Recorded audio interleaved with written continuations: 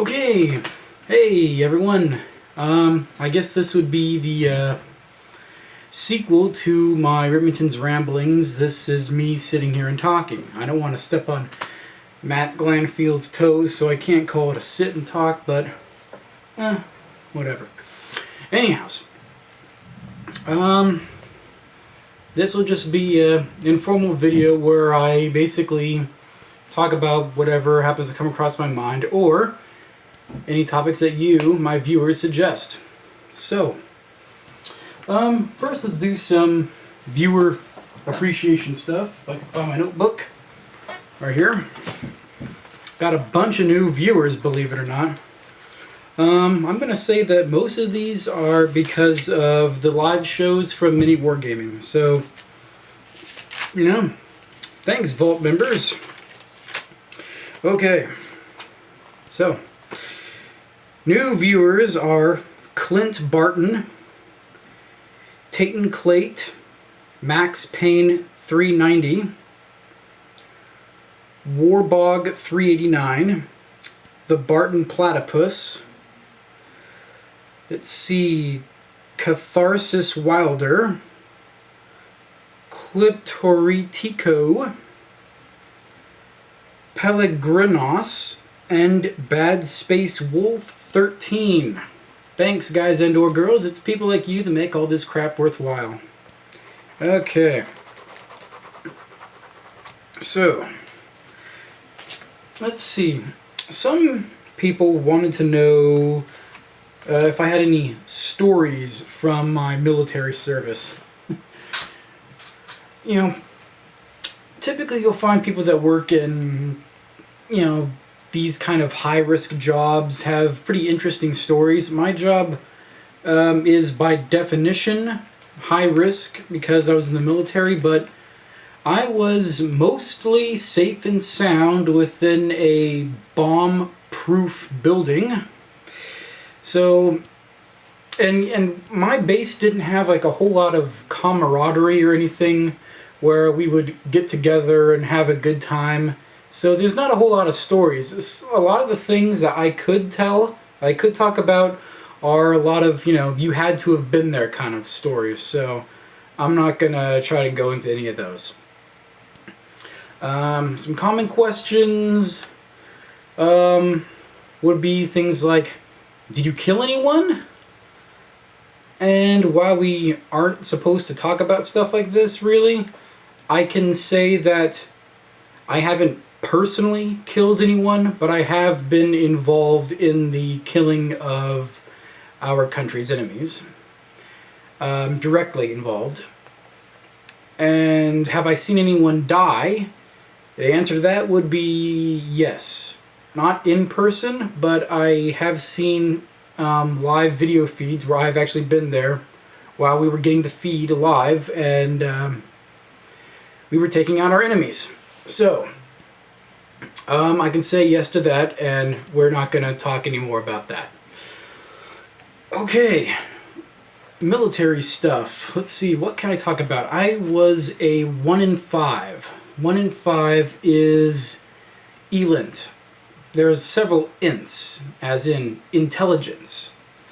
And I was in ELINT, which is electronic intelligence. And a 1 in 5, specifically, the job title is Electronic Signals Intelligence Exploitation. So that's what I did. Electronic Signals Intelligence Exploitation. Basically, it sounds really fancy. It sounds like I'm some kind of super spy, or I'm some kind of snoop. Like, I'm listening in on, like, phone calls between, like, high-powered people and stuff. Honestly, no. The job that I did pretty much involved me sitting in front of a whole bunch of computer monitors, and I would have to keep a close eye on them, and stuff would pop up on the screen, which would have to do with radar signals that the reconnaissance platform would pick up while we were in theater, and then I would have to figure out what those radar signals were. And I would have to figure out if they were a threat to the reconnaissance platform or not. And basically, by the time I had got into the military and finished my training and was actually on the job doing my job, we had pretty much blown up about 98% of everything in theater that could pose a threat to the reconnaissance aircraft. So a lot of the job that I did was a real snooze fest. And we got a lot of time off in the beginning. But as time went on and leadership changed hands, for some reason it was decided that our free time would be better served by sitting around and doing nothing, but just taking away our free time. So that was really annoying. And when I say that my base didn't have a lot of camaraderie, military has things like called coin checks. I don't know if other branches of the service do this, but I know it's done in the Air Force. Basically, when someone in a high leadership position catches you doing something good, they give you a coin, which will be a metal thing about this big. And it will usually typically have, that person's rank on it. So you can get coins from, Master Chief Sergeants or generals or, base commanders or, whoever gives them to you. And a coin check is, you have like a bunch of people from the same office. Let's say they want to, they decide that, Friday night they're going to go to a pub. And while they're there, someone says, coin check. They've initiated a coin check. Everyone has to reach in their pockets and they take out a coin. And typically everyone will have at least one coin on their person. And they will put it on the table, and whoever has the lowest ranking coin has to buy everyone a round of beer, or just another pitcher of beer at the table. They didn't do that stuff at my base. My base was at least my work position, everyone in my building was very much about doing the job and then going home. Do the job, go home. We don't care about anyone else. We don't care about you. We don't care about them. We just want to mind our own business, do our job, go home. We don't care about anyone else. We don't care about morale or anything like that. So morale at my base was extremely low. I was stationed at Beale Air Force Base for my entire duration in the Air Force. After basic training in Lackland and after tech school at Goodfellow, I was sent to Beale, and that's it. And Beale is called the Black Hole for a good reason, because basically it never lets you leave. Some people have served out their entire enlistment at Beale, or at least most of it. Typically, someone will try to leave Beale, they'll get sent to a certain base, and then after a few years, guess what? You're getting transferred. Where to? Beale. Again. Beale is a black hole. It just sucks you in. You can't escape. Because Beale is basically there for almost one reason and one reason only, and that's for intel. So if you work in the intel field, there are very few bases that you can actually do your job at. So it's not a free roaming field. So you will get stuck at these very few bases that you can go to. Typically, if people want to get out of Beale, there are a few ways. Basically, you can volunteer for deployment, or you can volunteer to serve in South Korea. And basically, if you serve in South Korea, you sign up for, let's say, it's typically about a year. You go to Korea for a year, and after that, you have your choice of follow-on assignments. So let's say that you want to get out of Beale, and you wanted to go to Germany, like a good friend of mine. You can't just go from Beale to Germany. You gotta go through proper channels, meaning you have to volunteer for service in Korea. And after a year, they say, okay, so you served in Korea, now which base do you want to go to? Oh, I want to go to Ramstein in Germany. Okay, no problem. There you go. But unless you're really careful, you'll get sent back to Beale. More or less. And, that's basically all I really have to say about BL right now. It's a very boring base. If you've ever been on a military bases, are typically either very large or very small. Now, the area that a base actually has access to is usually quite large, because once the military gets access to land from the federal government, they will never give it up. That land is reserved for military use only. So I've been on a few bases that have been very large, and I've been on a few bases that have been very small. The smallest base I've ever been on was Goodfellow Air Force Base, which only exists for one reason and one reason only, and that is the training of new intel personnel. If it wasn't for training of new intel people, that base would have no reason to exist. It would probably be shut down and everything there mothballed. But I always have this to say about Goodfellow Air Force Base. It is so small, you feel as though you can stand on one side of the base and shout to a person on the other side and they'll be able to hear you. Now, is that literal? No, but it almost is. It is very small. Now, the amount of land that the base has access to is about the size of let's say a decent sized town or a small city, but the amount of space that's actually built upon is very small. Very small. Beale is kind of the same way. It only feels larger because there is so much empty space between everything. I have a video that I posted years ago. I think it's called like a day out running errands or something like that, where basically I just grabbed my old camera and I just used it to record while I was driving around. I get onto base, and when you get past the front gate, it is literally a 5-minute drive to get from the front gate to the main base. So, they have a posted mile per hour of 50 miles per hour posted speed limit from the front gate to the main base. 5 minutes, a 5-minute drive. That's really weird. Usually everything is, you go into the front gate, bam, everything's there. Here it's just empty land. And once you get to the main base, it's about a, let's say, 3-minute drive from there to the flight line. And it's a 5-minute drive to get from the main base to housing. But housing is not really large, and the main base is not very large. There's just a lot of empty space in between. And the empty space that is outside all of that is just huge.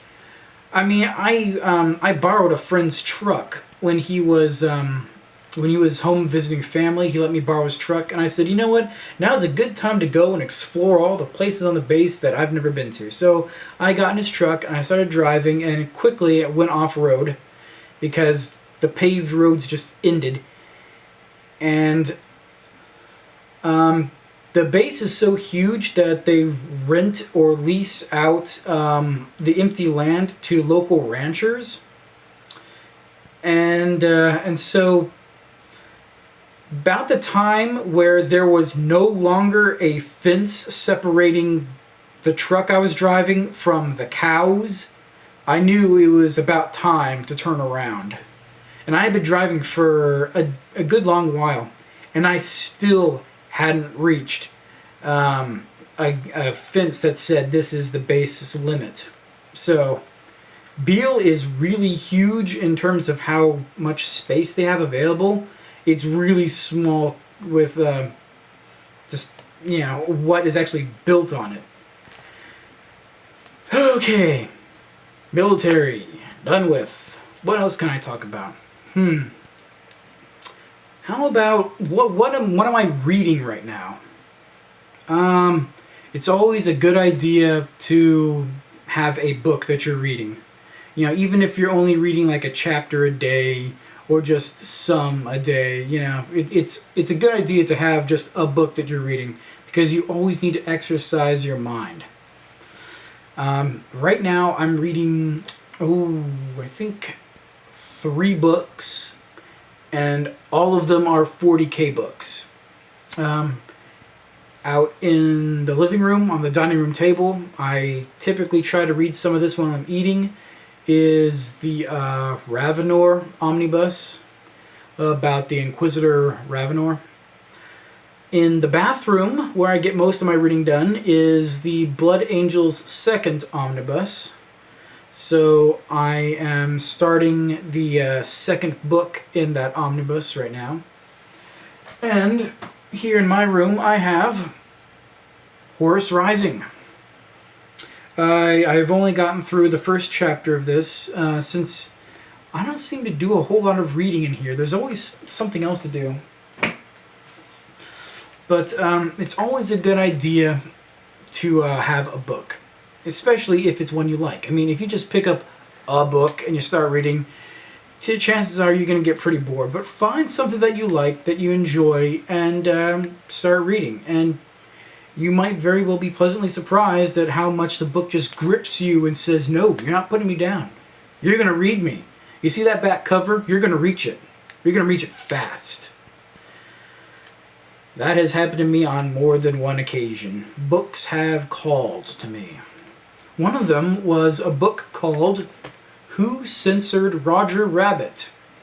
And this is the book that the movie Who Framed Roger Rabbit is based on. And if you've ever seen that movie, then if you can find the book, just forget everything about the movie, because the book is nothing like the movie, and the movie is nothing like the book at all. It takes a few characters, and then that's it. The similarities into there. I mean, Jessica Rabbit isn't even a redhead in the book. She's a blonde, believe it or not. But if you can find that book, go ahead and read it. It is a very interesting read. I really enjoyed that book. What else? How about RPGs? I have a few more minutes left. Let's talk a little bit about RPGs. I like playing RPGs. Now, when I say RPGs, I don't mean like RPGs as in video game RPGs. I used to love those, but now it's just too large a commitment of time. I don't like saying, yes, I am willing to spend 80 or 60 plus hours on this one game. I mean, obviously, I have several games that I've spent more than that time on playing them. But I mean, pencil and paper tabletop RPGs. So, this is one that I really enjoy right now. This one is called Iron Kingdoms. Iron Kingdoms is the tabletop role-playing game version of War Machine and Hordes. More War Machine than Hordes, but they are coming out with supplements for this. The first one of which is already out, and it is right here, the Iron Kingdoms Urban Adventure. And this basically, it tells you everything that you might want to know about playing in an urban environment. It has new Laborjacks, has new equipment, new classes, new adventures, all centered around playing in an urban environment. Which, I honestly have never really done in RPGs before. And when I say RPGs, I typically mean Dungeons and Dragons. That was my first RPG. I started playing 3.5. Never played 4th edition. Have only heard bad things about it. And right now they're working on 5th edition. So I've only played like mostly fantasy stuff, and we've always been out just in the wilderness. And unfortunately, I can't say I've ever had a really good DM that will run a long-running campaign. I've only read stories about people who have been able to play long-running campaigns where they take characters from that started at level 1, and then they went up to level 20, and then they went epic and they went up to level 30, so they were fighting dragons and killing them on a regular basis, The most I've done is I've taken like a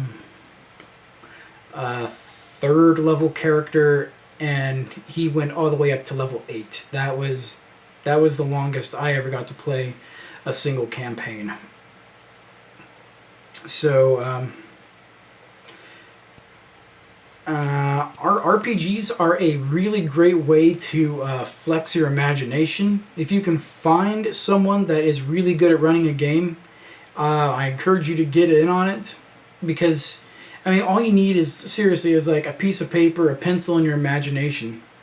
And you know, let's say that you have like a crappy job you don't like, and there's nothing really interesting going on at home. I mean, for like one day a week, you get to like just leave all that behind, go to someone else's house, you pick up this piece of paper and your pencil, and you just become someone else for a short amount of time. And it's just a really great way to like just temporarily escape reality. It's kind of like going to the movies, except you are the movie. You're one of the characters that's on the screen. Where when you go to a theater, you're just like a casual observer. In an RPG, you are one of the main characters. The story revolves around you and your fellow players. And so anything that you can imagine is possible. And it's difference between the paper and pencil and the stuff on the video game console is that, let's see, a perfect example is the game Chrono Cross. I think there's this one point in the game where I knew that if you looked underneath this guy's bed, you were going to find this magic sword. And so, I was replaying the game, and I said, screw it, I don't want to have to go through all the steps of, finding out that this guy has a sword hidden under his bed. I just want to get the sword. I know it's there. So I run to the guy's house, go upstairs, go into the bedroom, walk up to the bed, hit the X button, and it says, do you want to look under the bed? I'm like, yes. Click yes. And it says, no, I shouldn't look under the bed. That would be rude. And I just had to sit there and go, are you kidding me? I know the sword is there. I know that there's a really tough bad guy I'm going to have to fight pretty soon. I want that sword. Nope. Doesn't matter how many times I click that button on the controller, that game was never going to give me that sword until I went through each and every single step to get that sword. If this was a pencil and paper RPG, I could have said, I'm going to this guy's house. Okay, you go into the guy's house. I'm going up the stairs. Okay, you go up the stairs. I go into his room. Okay, you go into the room. I'm looking under the bed. Alright, you look under the bed. You find a magic sword. Hooty-hoo! It would be as simple as that. So, that is why pencil and paper RPGs are typically better than video game RPGs if you find the right DM. So, find a good DM, go down to your friendly local game store and ask around if you don't have someone in your group of friends that can be a good DM. Ask if there's any games going on that you might be interested in joining. So, that's all I have for you this time. If you have any more topics for me to talk about, just go ahead and shout them out. That's all I have for you this time, and I am signing out.